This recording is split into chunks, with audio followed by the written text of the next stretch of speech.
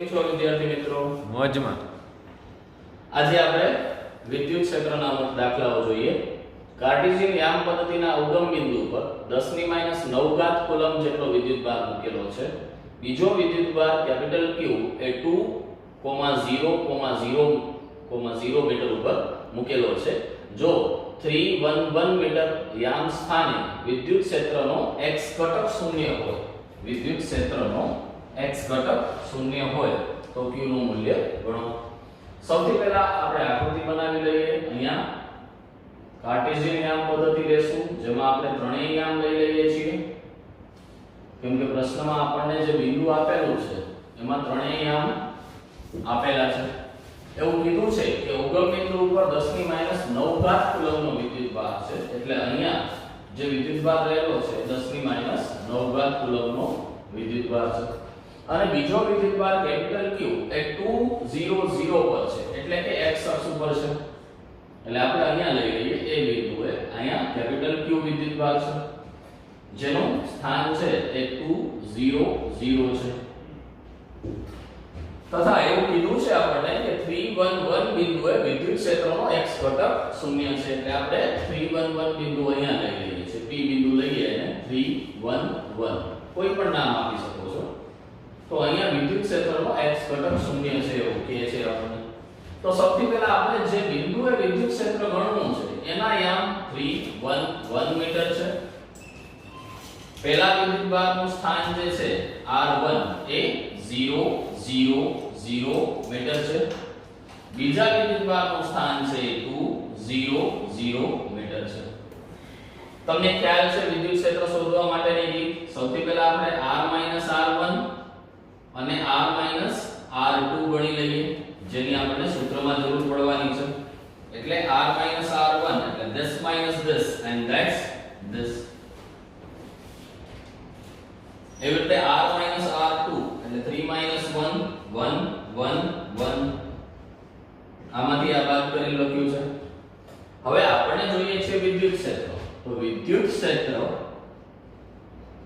એટલે બંને વિદ્યુત ભારોના કારણે વિદ્યુત ક્ષેત્ર K Q1 r-r1 જાણો છો તમે, જ્યાં શોધવું છે માઈનસ જેના કારણે શોધવું છે અપોન m જ ઘન. પછી અહીંયા K Q કેપિટલ Q છે બીજો વિદ્યુત ભાર, r-r2 જ્યાં શોધવું છે માઈનસ જેના કારણે શોધવું છે, નીચેના જ મોડનો ક્યુબ.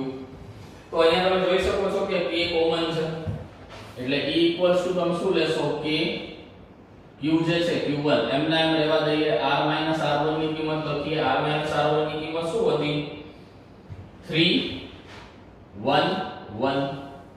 નીચે એના મોડનો ઘન કરવાનો છે. એનો મોડ એટલે √9 + 1 + 1 એનો મોડ થઈ ગયો. ખબર છે તમને, વર્ગમૂળમાં x ઘટકનો વર્ગ, y ઘટકનો વર્ગ અને z ઘટકનો વર્ગ એનો ઘન. પછી અહીંયા K Q 1,1,1 r-r2 આપણે ગણી રાખ્યું છે. નીચે એના મોડનો ઘન એટલે √1 + 1 + 1 નો ક્યુબ. તો આ રીતે આપણને વિદ્યુત ક્ષેત્ર મળ્યું. હવે પ્રશ્નમાં એવું કહે છે કે એનો x ઘટક શૂન્ય છે, એટલે અહીં એનો x ઘટક જે છે એ શૂન્ય લઈએ.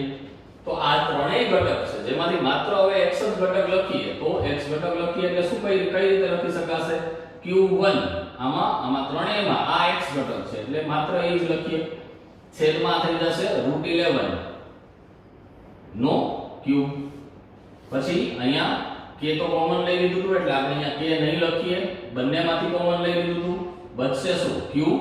પછી x ઘટક જ લખવાનો છે, એટલે માત્ર 1 છેદમાં √3 નો ક્યુબ ઇક્વલ ટુ 0. તો જોઈ શકો છો કે અહીંયા k છે પેલી બાજુ જતું રહેશે એટલે 0 થઈ જશે, એટલે બચશે શું q/√3 no cube equal to આ બાજુ આવશે એટલે -3q1 અપોન √11 નો ક્યુબ. q ને સૂત્રનો કરતા બનાવો એટલે -3q1 √3 નો ક્યુબ અપોન √11 નો ક્યુબ. મિત્રો આની ગણતરી કરી અને કેપિટલ Q નો જવાબ તમે મેળવી શકો છો. અને એ જવાબ તમને મળશે -0.43 ગુણ્યા 10 ની -9 ઘાત કુલમ. તો આ તમારો ફાઇનલ આન્સર આવશે, જેમાં q1 ની કિંમત તમારે મૂકવાની રહેશે. q1 છે એ આપણને આપેલું છે 10 ની -9 ઘાત. ઓકે, સરસ રીતે લખી લો અને પછી એના પછીનો દાખલો જોઈએ આપણે.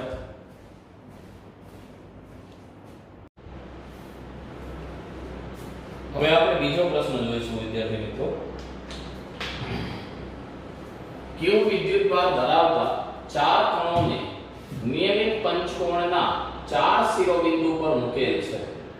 પંચકોણના કેન્દ્રથી દરેક શિરોબિંદુનું અંતર a છે. આ કેન્દ્ર પર વિદ્યુત ક્ષેત્રની તીવ્રતા ગણો. આ દાખલો ગણવા માટે એક હકીકત તમારે યાદ રાખવી પડશે. નોંધ કરી અને એને લખી લેશું. જો નિયમિત બહુકોણના પ્રત્યેક શિરોબિંદુ પર વિદ્યુતભાર મૂકેલ હોય તો તેના કેન્દ્ર ઉપર પરિણામી વિદ્યુત ક્ષેત્ર શૂન્ય થાય. એનો અર્થ સમજો. બહુકોણ એટલે ત્રિકોણ, ચોરસ, ષટકોણ, આપણે એને બહુકોણ કહી શકીએ. તો ધારો કે આપણે આવું એક બહુકોણ લઈએ છીએ અને એના પ્રત્યેક શિરોબિંદુ ઉપર વિદ્યુતભાર છે. બધા જ શિરોબિંદુ ઉપર સમાન વિદ્યુતભાર છે. એ વસ્તુ યાદ રાખજો. વિદ્યુતભાર કેવો હોવો જોઈએ?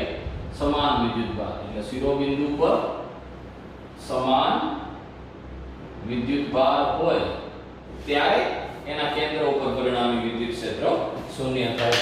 એટલે હવે આનું કેન્દ્ર આપણે અહીંયા લઈએ તો અહીંયા આ વિદ્યુતભારનું વિદ્યુત ક્ષેત્ર અહીંયા હશે, આનું અહીંયા હશે, આનું અહીંયા હશે, એવી રીતે આનું અહીંયા હશે. તો તમે જોઈ શકો છો કે બધાય વિદ્યુત ક્ષેત્ર સમાન મૂલ્યના પરસ્પર વિરુદ્ધ દિશાના છે. એટલે આ કિસ્સામાં પરિણામી વિદ્યુત ક્ષેત્ર કેન્દ્ર ઉપર શું થઈ જશે? 0. જો આ બધા સમાન વિદ્યુતભાર હોય તો. આ નોંધ છે એ યાદ રાખશું. હવે આપણે પાછા દાખલા ઉપર આવી જઈએ. દાખલામાં આપણને શું કીધું છે કે એક નિયમિત પંચકોણ છે. એના ચાર શિરોબિંદુ ઉપર વિદ્યુતભાર મૂકેલ છે. q વિદ્યુતભાર છે પણ એ ક્યાં મૂકેલો છે? ચાર શિરોબિંદુ ઉપર. પાંચેય ઉપર મૂકેલો નથી. એટલે કેન્દ્ર ઉપર પરિણામી વિદ્યુત ક્ષેત્ર શૂન્ય નહીં થાય. અહીંયા ક્યાંક વિદ્યુત ક્ષેત્ર હશે. કેટલું હશે એ આપણને ગણવાનું છે. તો જો અહીં જો પંચકોણના પ્રત્યેક શિરોબિંદુ પર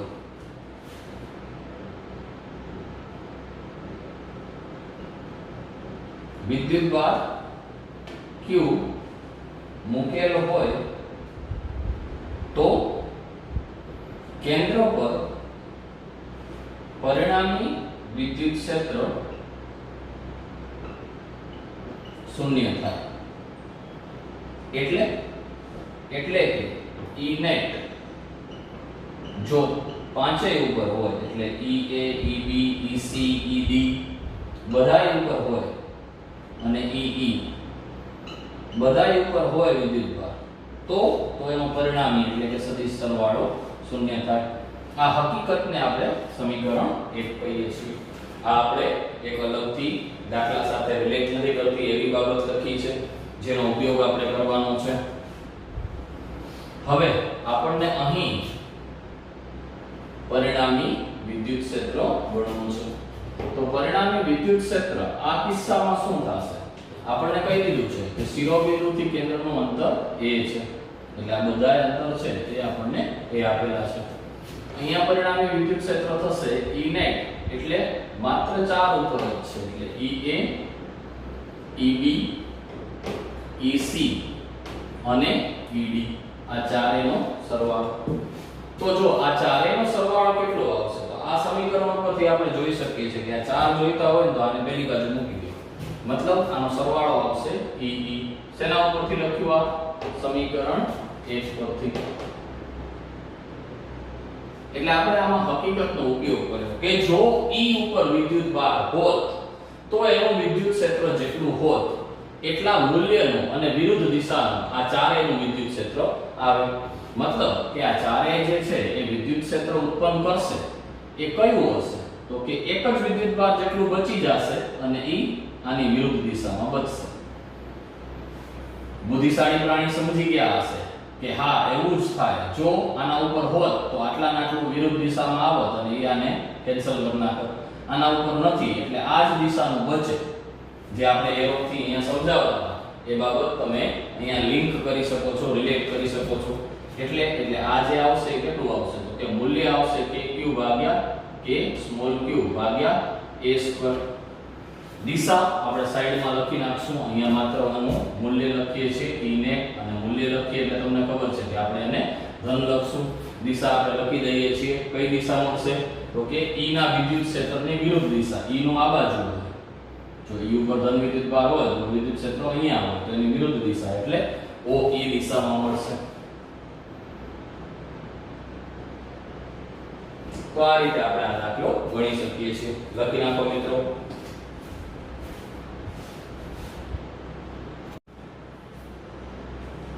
એના પછીનો પ્રશ્ન જોઈએ મિત્રો. ચાર વિદ્યુત ભારો +q +q -q અને -q ને અનુક્રમે એક ચોરસના શિરોબિંદુ a b c d પર મૂકેલ છે. ચોરસની લંબાઈ સ્મોલ a છે. તો આ ચોરસના કેન્દ્ર પર પરિણામી વિદ્યુત ક્ષેત્ર ગણો. મિત્રો જોઈ શકો છો તમને અહીંયા એક ચોરસ આપેલું છે, જે ચોરસના શિરોબિંદુ a b c અને d છે. એની બાજુની લંબાઈ સ્મોલ a છે. કેન્દ્રની વાત કરે છે એટલે વિકર્ણોનું છેદન બિંદુ આપણે લઈ લેશું એનું કેન્દ્ર. એના ઉપર રહેલા વિદ્યુતભારો આપણને આપેલા છે +q +q -q અને -q. કેન્દ્ર ઉપર આપણને પરિણામી વિદ્યુત ક્ષેત્ર ગણવું છે. કેન્દ્રથી શિરોબિંદુનું અંતર છે એ સમાન હોય, બધાએ આ અંતર લઈ લેશું આપણે. અહીંયા પાયથાગોરસ પ્રમેયનો ઉપયોગ કરી r ની ગણતરી આપણે કરી શકીએ. પહેલા એ ગણતરી કરી લેશું. એટલે અહીં પાયથાગોરસ પ્રમેય અનુસાર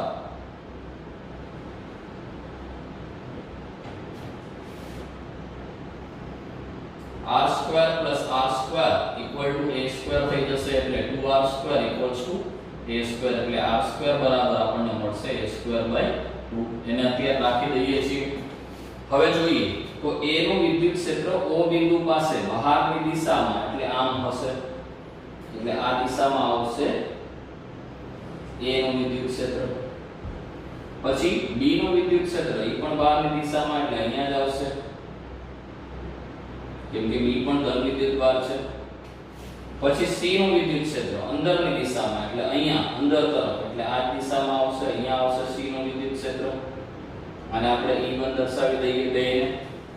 d નું વિદ્યુત ક્ષેત્ર એ પણ ઋણ વિદ્યુત ભાર છે અંદર તરફ એટલે અહીંયા આવશે, અને આપણે ED અહીંયા દર્શાવીએ અને આને E2 થી દર્શાવી દઈએ. એટલે આપણને બે વિદ્યુત ક્ષેત્ર મળ્યા, એક E1 અને એક E2. પહેલા E ગણી લેશું, પછી બંનેનું પરિણામી અધો દિશામાં એટલે અહીંયા આપણને મળશે સમાંતર બાજુ ચતુષ્કોણના નિયમ અનુસાર. એટલે અહીં EA અને EC નું વિદ્યુત ક્ષેત્ર, એ બેનું વિદ્યુત ક્ષેત્ર શું થઈ જશે E1 એટલે EA + EC. EA એટલે A ના કારણે વિદ્યુત ક્ષેત્ર મૂલ્ય લખીએ છીએ. A ઉપરનો વિદ્યુતભાર q અંતર r એટલે kq ભાગ્યા r² બિંદુવત વિદ્યુતભારનો વિદ્યુત ક્ષેત્ર. C માટે પણ એવી જ રીતે લખી શકીએ kq ભાગ્યા r² ઋણ દિશાની નહીં લઈએ કેમ કે મૂલ્ય લખીએ છીએ એટલે 2kq ભાગ્યા r². આ આપણને શું મળ્યું E1 મળ્યું. હવે EB અને ED નું વિદ્યુત ક્ષેત્ર તો આખી ગણતરી કરવાની જરૂર નથી, તમને ખ્યાલ છે. એ પણ આપણને શું મળશે 2kq ભાગ્યા r². કેમ કે બધા જ વિદ્યુતભારોના મૂલ્ય છે એ સમાન છે અને અંતર સરખા છે. તો આપણને E1 અને E2 બે મળી ગયા છે. હવે આપણને જોઈએ છે બંનેનું પરિણામી એટલે અધો દિશામાં મળે છે E ને. આ E1 અને E2 બંને ચોરસના વિકર્ણો છે જે કાટખૂણે દુભાગે ખબર છે, એટલે બે વચ્ચેનો ખૂણો 90 થઈ જશે. એટલે અહીં સમાંતર બાજુ ચતુષ્કોણના નિયમ અનુસાર પરિણામી વિદ્યુત ક્ષેત્ર E net બરાબર શું થશે √E1 E1 square plus E2 square એટલે E net ઇક્વલ ટુ થઈ જશે E1 square plus E2 square. તો E1 ને E2 બેની કિંમત સરખી છે એને બહાર લઈ લઈએ એટલે 2kq ભાગ્યા r સ્ક્વેર બહાર વર્ગમૂળની અંદર શું રહી જશે 1 પ્લસ 1 એટલે મળ્યું આપણને 2√2kq ભાગ્યા r સ્ક્વેર. r સ્ક્વેર ની કિંમત આપણે અહીંયા મેળવી રાખી છે એટલે 2√2kq ભાગ્યા r સ્ક્વેર ની જગ્યાએ a સ્ક્વેર અપોન 2 એટલે 4√2kq બાય a સ્ક્વેર. દિશા કઈ આવશે એની અધો દિશા આવે છે એટલે અહીંયા આપણે દિશા કહીશું AD અથવા BC. AD અથવા BC દિશામાં. તો આમ આપણે આ દાખલો ગણી શકીએ છીએ. લખી લો મિત્રો. તમને એક વર્કશીટ આજે આપેલી છે, બહુ સારી MCQ ની વર્કશીટ છે, તમારામાંથી ઘણા બધાએ સોલ્વ કરી નાખી છે, જેમાં કંઈક 5મો 7મો 11મો એમ 3 ડાઉટ છે. સમયાંતરે એ તમને WhatsApp માં આવી જશે. એના વિડિયોઝ બનાવી અને WhatsApp માં તમને સેન્ડ કરી આપવામાં આવશે. સરસ રીતે લખી લો. પછી આગળનો દાખલો જોઈએ.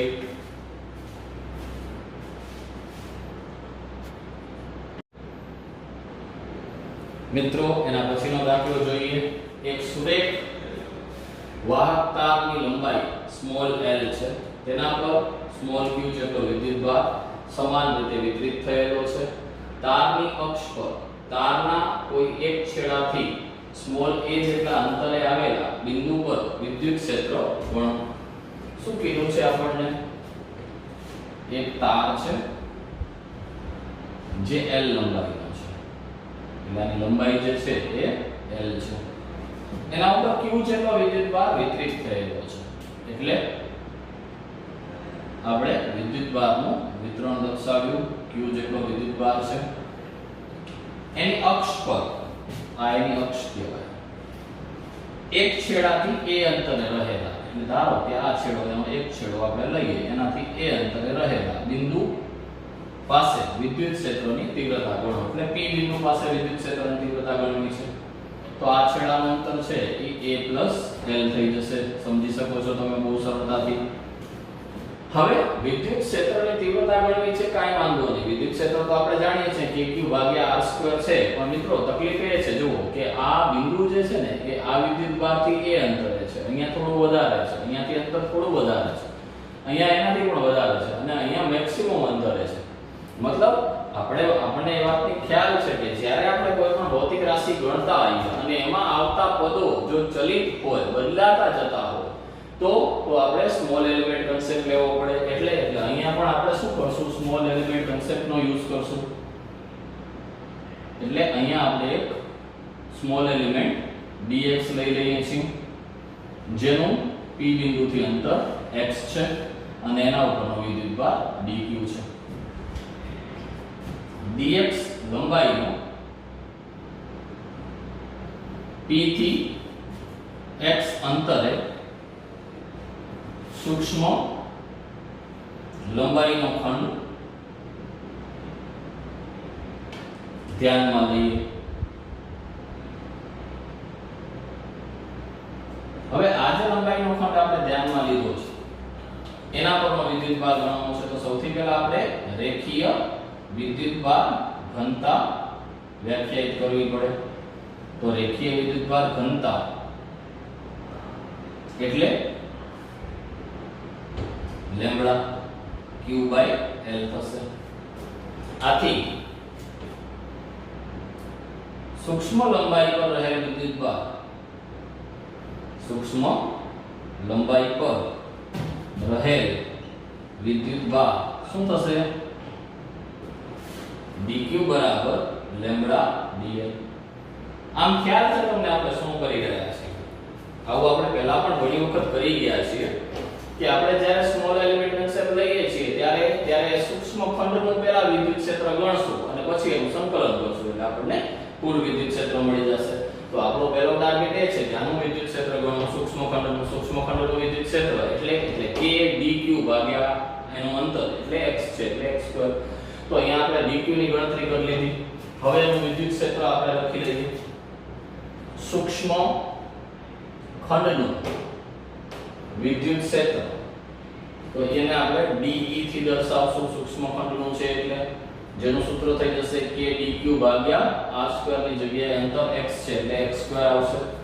અચ્છા, અને dq ની આપણે કિંમત મૂકી દઈએ. dq ની કિંમત છે લેમ્બડા dl છે. લેમ્બડા dl નહીં પણ અહીંયા આપણે dx લીધું છે એટલે લેમ્બડા dx છે, અને લેમ્બડા ની જગ્યાએ q/l મૂકી શકીએ એટલે dq ની કિંમત આપણને મળશે q/l dx એટલે k/x² m9 આની જગ્યાએ આવી જશે q/l dx. તો dE આપણને શું મળ્યું? kq ભાગ્યા l અને dx ભાગ્યા x². આ આપણને kq ભાગ્યા l dx ભાગ્યા x² એ સૂક્ષ્મખંડના કારણે વિદ્યુત ક્ષેત્ર મળ્યું. હવે આપણે જોઈએ છે કુલ વિદ્યુત ક્ષેત્ર. તો કુલ વિદ્યુત ક્ષેત્ર શું થશે? આનું સંકલન થઈ જશે.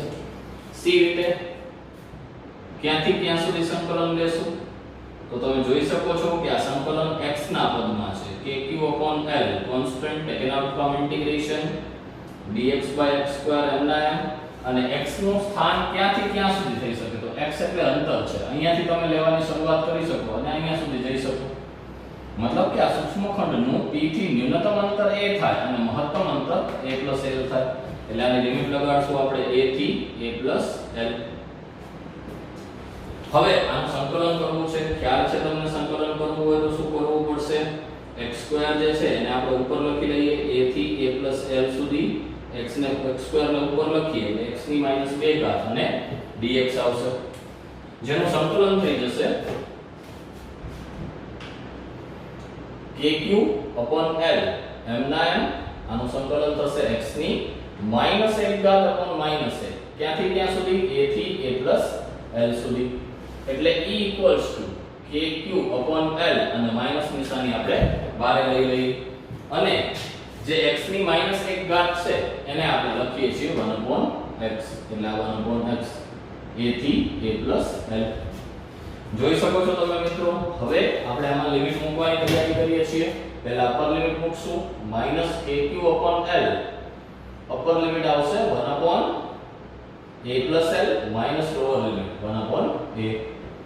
માઈનસ નિશાની આગળ છે એને અંદર જવા દઈએ એટલે kq/l 1/a માઈનસ 1/a+l.